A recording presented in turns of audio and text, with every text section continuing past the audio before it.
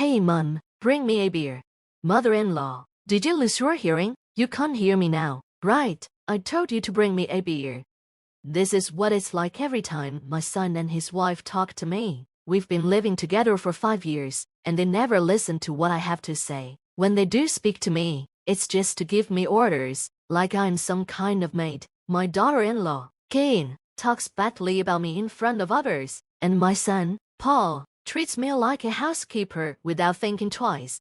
I ignored them and pretended to watch TV, acting like I couldn't hear. I've had enough of them only paying attention to me when they want something. After a while, Jean took the TV remote and turned off my show. Startled, I looked up, and she yelled right in my ear, "Hey mother-in-law, can you hear me? Make sure you prepare Paul's lunch tomorrow." Audit. Her voice was so loud it made my ears ring, and I winced without meaning to. Seeing my reaction, Jean laughed and said, "Seems like you heard that," then left the room with my son. Wouldn't you think she'd be more respectful, since I'm her husband's mother and she relies on me every day? But based on how my son acts, I guess I'm nothing more than a maid to them. They didn't apologize, and I didn't feel any consideration from either of them. Frustrated, I sent an email to my husband and decided to leave the house. My name is Karen, and I'm turning 72 this year. 5 years ago, my son and his wife asked to move in with me because they were worried about the future and wanted to save money. Ever since then, we've been living together as two families in one house. "If you live with us, you'll feel safer, right, Mom?" my son said. "Maybe you're right," I replied. My husband is a workaholic who started his own business when he was young and still works hard at 73. Because of that, the house felt quiet after my son moved out. When I talked to my husband about letting our son and his wife move in, he just said, "Do whatever you like." So, since I felt a bit lonely, I agreed, hoping things would be more lively with them around. When we first started living together, my son's wife, Kane, and I shared the housework, but as time went on, Jean would say things like, "My part-time job is getting busier," and I slowly started doing more of the chores, even though she helps when I asked. She usually does it reluctantly. On her days off, she either goes out or stays in her room doing nothing. So I stopped asking for her help altogether. I ended up doing all the housework, and that became normal. It made me feel unappreciated. Even at meals, there's barely any conversation. I guess I got used to this because it was the same way with my husband. One evening, I was making dinner for the 3 of us as usual, when I got a message from my husband saying, "I'll be home late, so I don't need dinner." That wasn't unusual, but what my son and his wife did upset me. "Dad's coming home late." "Ah, I'm not eating dinner either," my son said. Jean added, "I'm going out with a friend, so I don't need it either." I was shocked and said, "Why are you telling me this now? I've already made dinner." But they just replied, "It's fine, just save it for tomorrow," and left without saying anything else. They didn't even think to tell me in advance that they wouldn't need dinner. They only cared about themselves, never thinking about how their actions affected me. I couldn't help but feel upset by their rudeness, but they left without a hint of remorse. I looked at the meal I'd worked hard to prepare, now going to waste, and thought, why am I even doing this? Feeling tired and defeated, I covered the dinner with plastic wrap, put it in the fridge, and went to bed. The next morning, when I came downstairs, my husband, who was already up, apologized for being late. Our conversation was brief, as usual, but he noticed something was off. He asked, "Do Paul and Jean eat dinner?" I told him, "No, they said they weren't eating and went out." He must have seen the leftovers in the fridge and was curious. Since it was rare for us to talk like this, I took the opportunity to tell him what had happened the night before. My usually quiet husband listened to me and then gently said, "You don't have to push yourself so hard." He admitted that our son's attitude was getting worse, but reminded me that I didn't have to do everything. "If I don't take care of the house, no one will," I said. "That doesn't mean you have to overdo it," he replied. His words lifted a weight off my shoulders. I realized I had been pushing myself too hard, and it felt good to know my husband understood. Paul and Jean aren't children anymore. so there's no need for me to work so hard for them. With that thought, I felt a little lighter and my outlook brightened. I might be late from work again tonight, so don't worry about making dinner for me, my husband said with a smile. I nodded and smiled back. After he left for work, I decided it was time to make my son and his wife realize something too. It was Sunday, and after my husband left, my son and his wife finally got up in the afternoon, still in their pajamas. As soon as they came into the living room, they asked, "What's for lunch?" I replied, "Why don't you eat what's left from yesterday?" "But can you at least warm it up or set it on the table for us?" they complained. "You're not small children," I said. "You can't do it yourselves."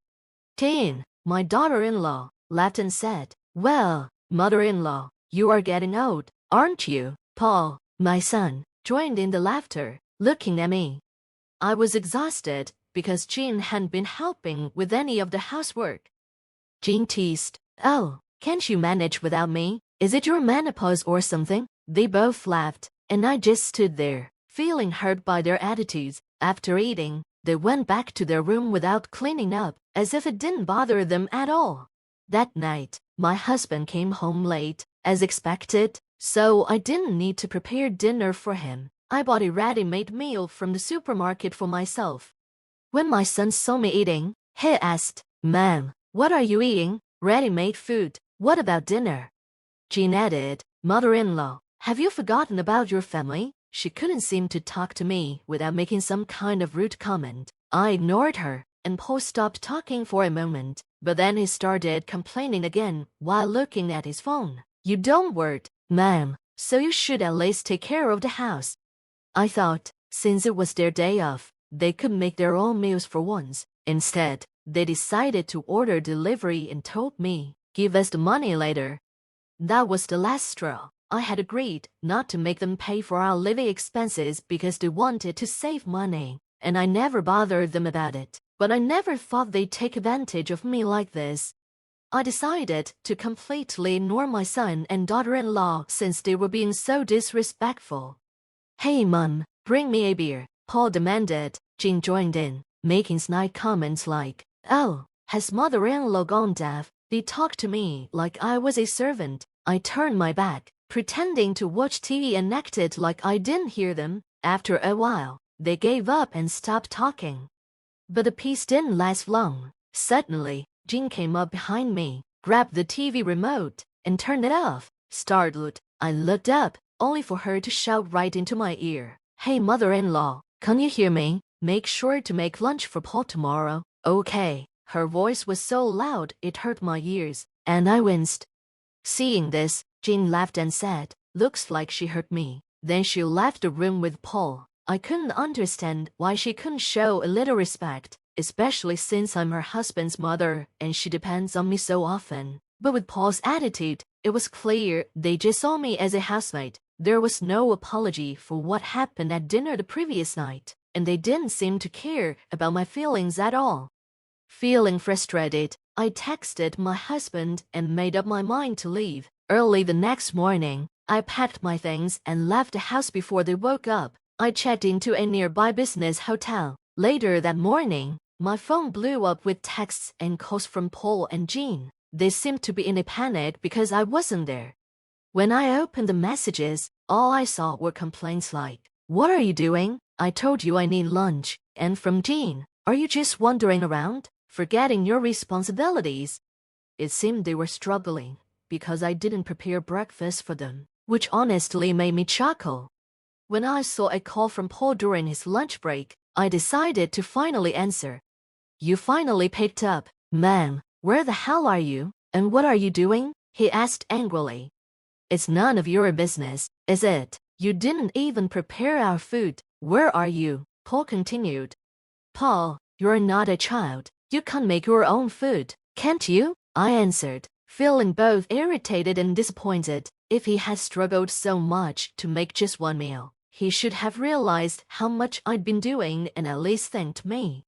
But instead, he said something I wasn't expecting. "I'm paying for living expenses, so I expect you to do the housework." Living expenses? What are you talking about? I've never received anything like that. I said, confused. Why not? Jean's supposed to give it to you every month, so stop lying, Paul insisted.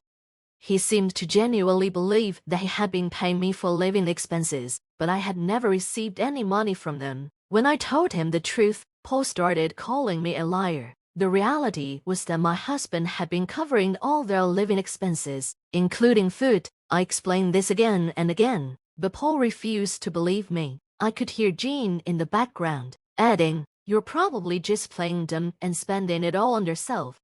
Unable to continue the conversation, I said, "I don't know what I don't know, and I'm not coming home for a while." "Why not? What are we supposed to do for food?" Paul asked, frustrated.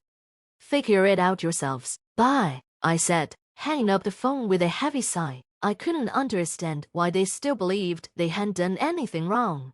About a week after I left, things finally started to improve. My husband had come to check on me, and apparently, he talked to Paul and Jean. After that, their texts became much more respectful. Wondering what had changed, I received a message from my husband. "Paul and Jean want to apologize. If you feel up to it, please come home."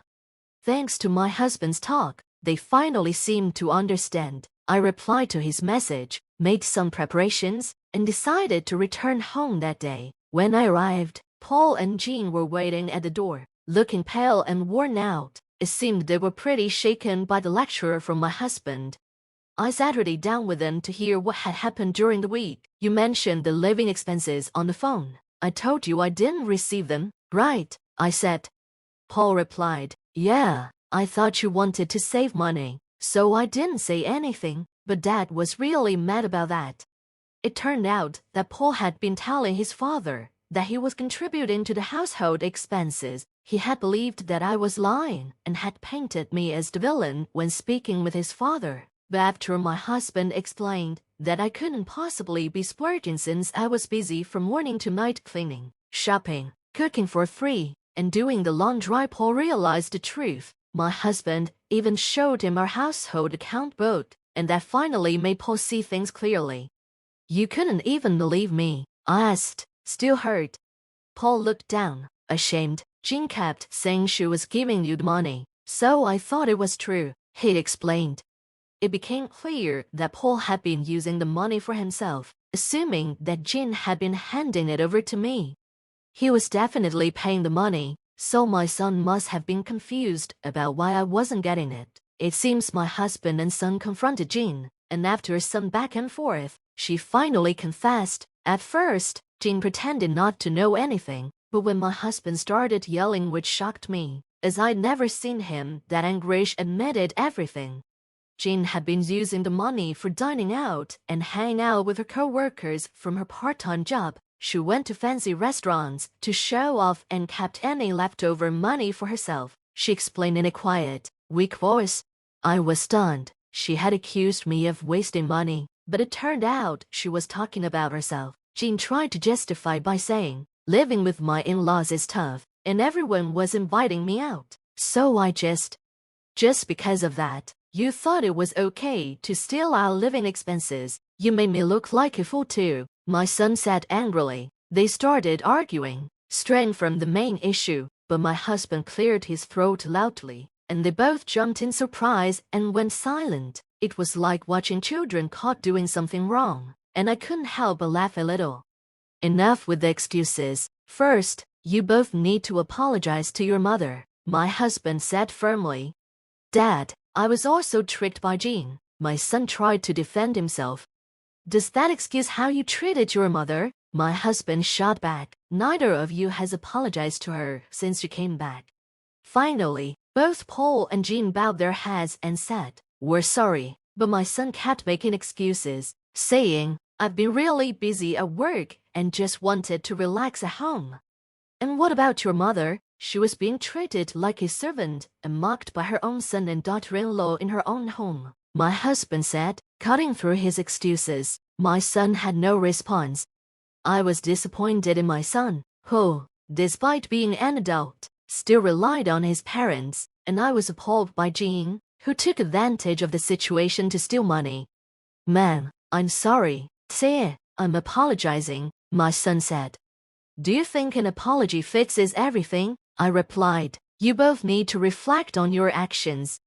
They had thought that just bowing their heads and saying sorry would smooth things over, but my response caught them off guard. They started making excuses again, but I shook my head. Apologies weren't enough. They needed to understand their mistakes and change their behavior. I can't ignore your attitude anymore. You both need to learn how to be more grateful, I said firmly. Jane, my daughter-in-law, shot back. Aren't you worried about your future, too, living with us? Yes, I'm worried especially about relying on people like you, I replied calmly. How can you talk to us like that? You wasted our living expenses because you're stressed living with us, Jean exclaimed. I can't have someone like you stay with us any longer, I said. Ending the conversation, they both finally fell silent, realizing I was done listening to excuses. They needed to learn just how rude they had been while living under our roof. Eventually, we helped them move out. Afterward, Jean started visiting occasionally to learn household chores from me. She often vented about how Paul, my son, didn't help around the house at all, since she had always been showing off to her coworkers. I figured she didn't have anyone else to complain to now. I finally understand how much I relied on you, Karen, Jean admitted one day. Indeed, and yet you had the nerve to accuse me of being deaf and wasting money, I replied. Jean's life had become harder since moving out. She no longer had the pocket money she used to freely spend, and her part-time wages were being used to repay the money she misused before. She constantly complained about how much tighter things were now, but I couldn't feel too sorry for her. She was only facing the consequences of her own actions. As for Paul, he started bringing home snacks and gifts occasionally, as if to make up for how inconsiderate he had been before. He wasn't very good with words and was always focused on work, but I appreciated that he was trying to show some effort now. During our conversations, he would still mention his gratitude. Thanks for everything, ma'am. I really appreciate your hard work. Hearing that touched me. It reminded me how much things had improved. I even felt more connected with my husband, and we were able to talk openly again. The old saying, after a storm comes a calm, was true no matter how it started. Life now feels calmer and happier than it did before.